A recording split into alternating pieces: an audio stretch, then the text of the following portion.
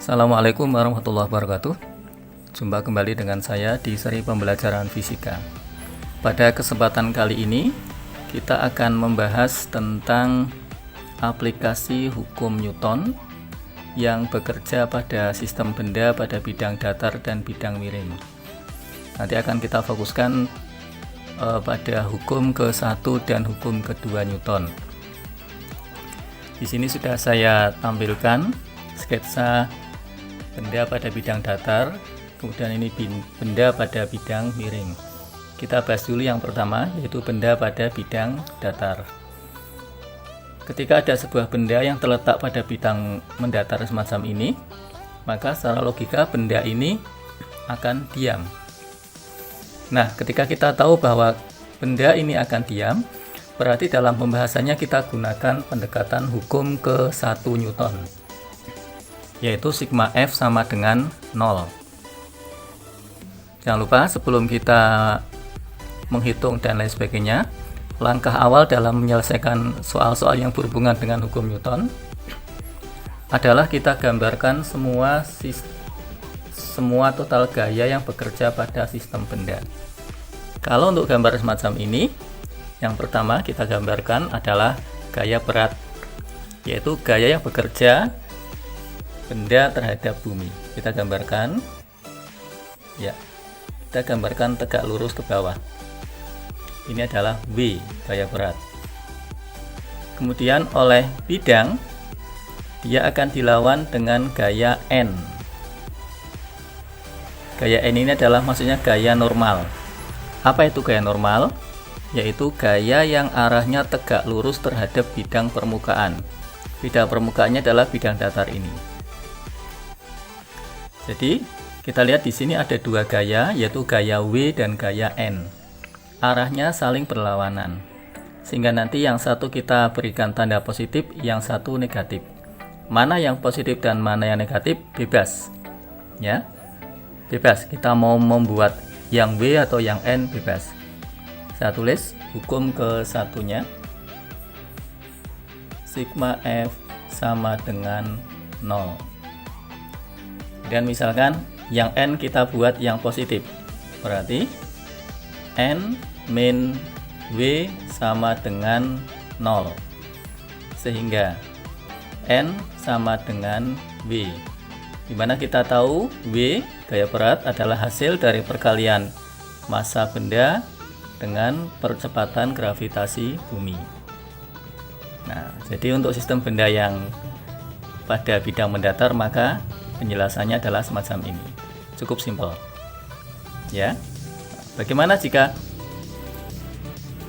benda berada pada bidang miring semacam ini, dengan dia membentuk sudut alfa? Yang pertama, kita gambarkan gaya-gaya pada sistem benda ini. Oke, saya gambarkan dulu adalah W. Sini W.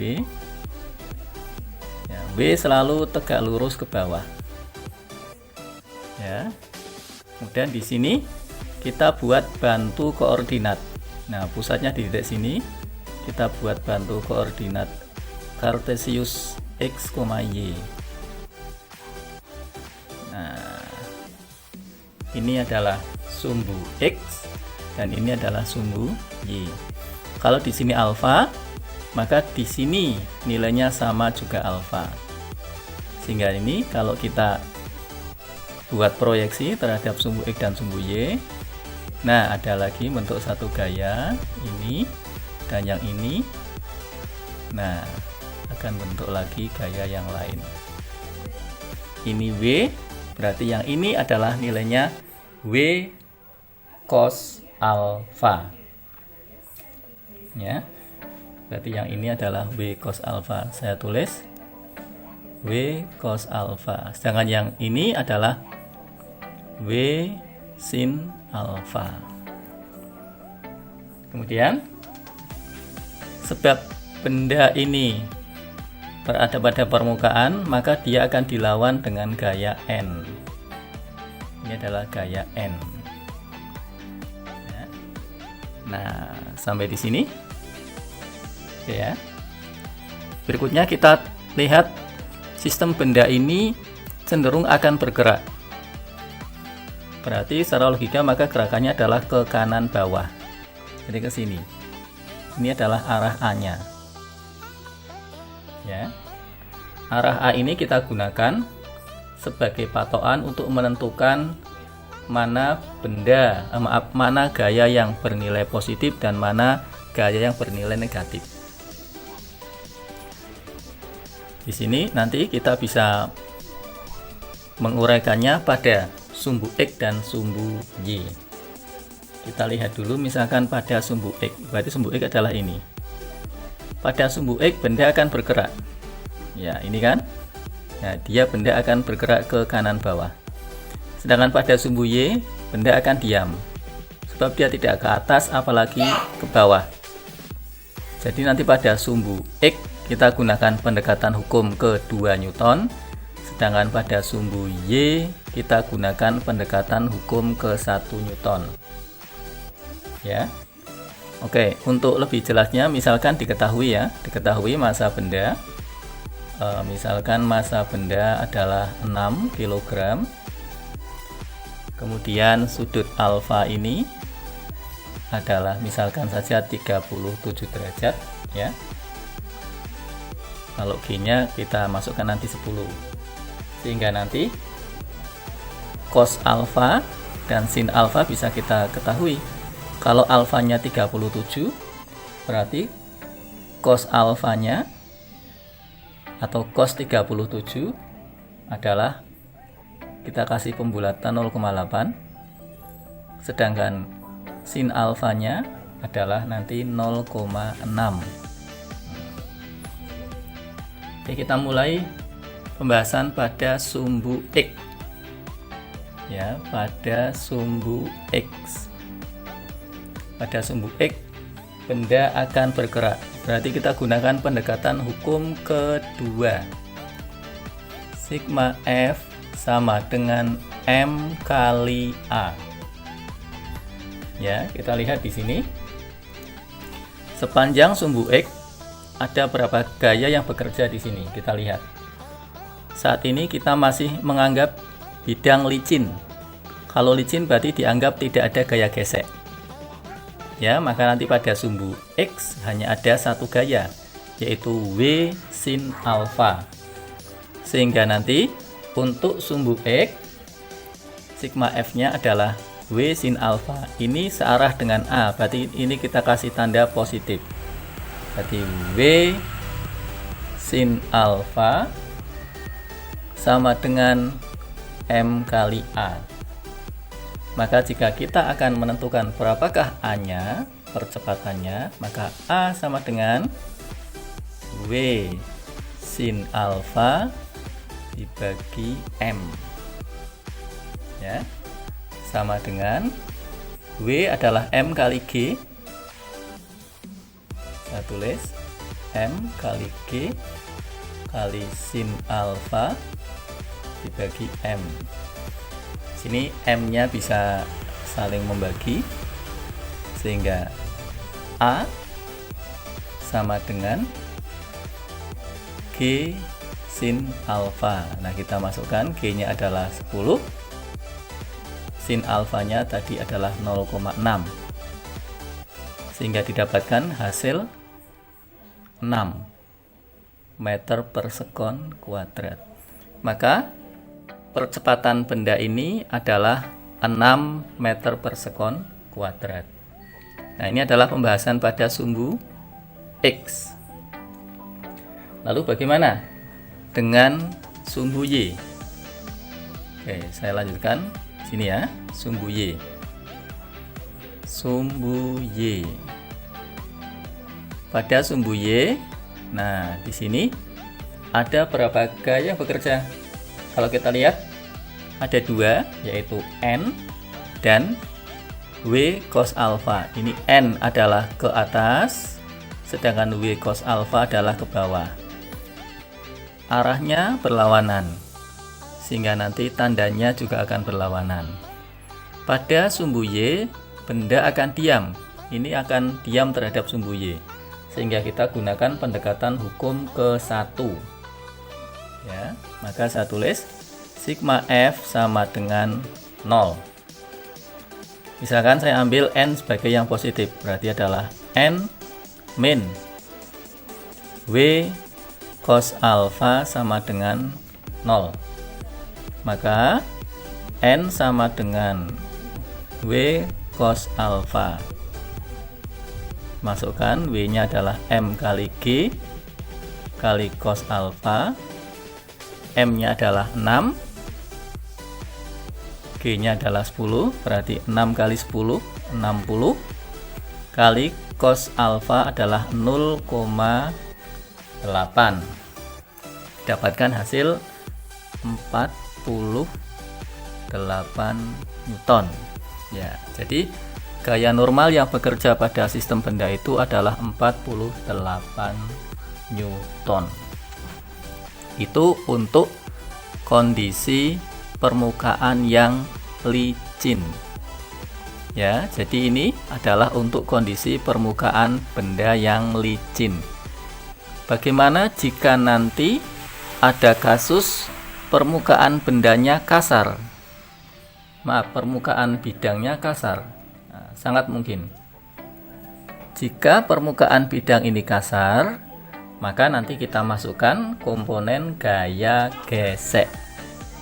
Ya, kita masukkan komponen gaya gesek. Oke, saya jelaskan ya.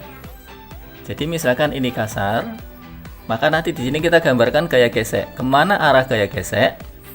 Gaya gesek arahnya melawan arah perpindahan benda. Jadi kalau ini benda berpindahnya atau bergeraknya ke kanan bawah, maka gaya geseknya adalah arahnya ke kiri atas. Nah, maka ini saya gambarkan di sini.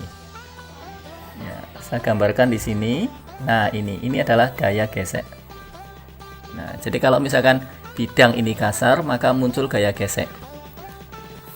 Maka nanti persamaan-persamaan ini akan kita sesuaikan. Ya. Nah, kita lihat yang pertama pada sumbu X. Nah, jelas pada sumbu X akan berubah.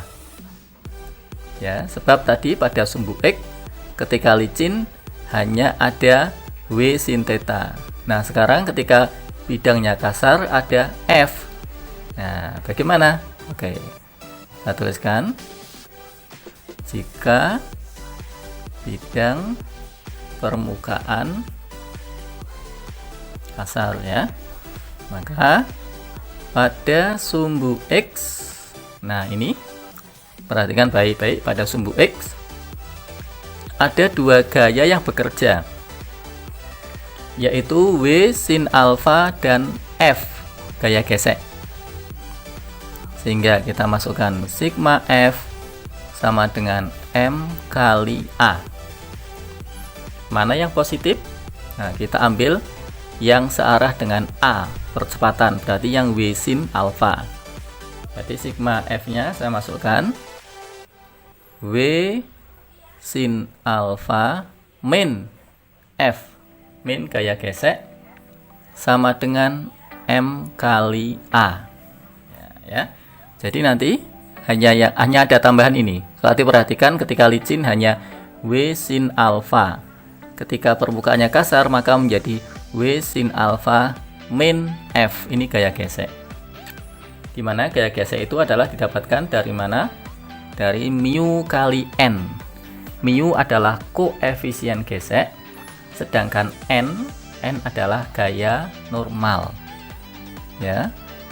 Maka saya masukkan dulu A-nya ya, berarti A sama dengan W sin alpha min F dibagi M, sama dengan W-nya adalah M kali G sin alpha min gaya gesek. Ini adalah perkalian dari koefisien gesek kali gaya normal dibagi M. Koefisien gesek biasanya sudah diketahui. Ya, biasanya sudah diketahui. Nah, sebagai contoh misalkan ini misalkan aja saya tambahi ya, koefisien gesek misalkan diketahui adalah 0,5. Jadi koefisien gesek itu nilainya dari 0 sampai 1. Berarti ini semua sudah ada, yang belum ada adalah N, gaya normal. Nah, gaya normal caranya dari mana? Nah, berarti gaya normal itu adalah kita lihat pada sumbu Y. Nah, ini tadi sudah kita hitung, N-nya adalah 48. Ya, sehingga kita masukkan lagi A sama dengan M kali G, M-nya adalah 6, G-nya adalah 10, kali sin alfa adalah 0,6, min koefisien geseknya adalah setengah, kali gaya normalnya tadi sudah dihitung 48, dibagi massa benda 6. Ya, sama dengan 6 kali 10, 60. 60 kali 0,6 berarti 36. Min setengah kali 48, 24 dibagi 6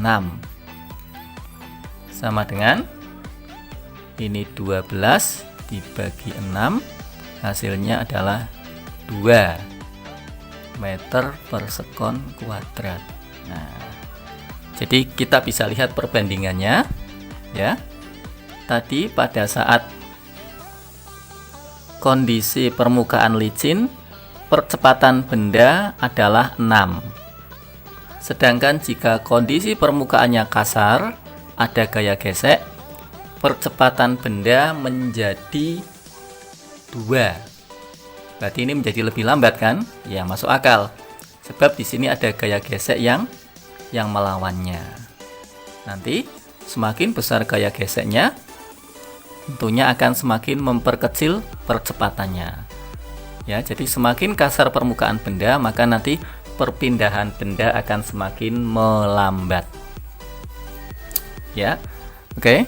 Semoga penjelasan singkat ini bisa memberikan pemahaman pada kalian. Silakan nanti diputar ulang kembali, dipelajari lebih detail lagi. Jangan lupa untuk semakin mengasah kemampuan kalian, selalu latihan soal ya, dan diskusi dengan teman-teman kalian. Ya, saya kira sampai di sini untuk penjelasan singkat tentang sistem benda pada bidang datar dan bidang miring. Semoga kalian bisa memahaminya. Tetap semangat. Jangan lupa untuk selalu berdoa dan bekerja. Jangan lupa protokol kesehatan selalu kalian patuhi. Terima kasih. Assalamualaikum warahmatullahi wabarakatuh.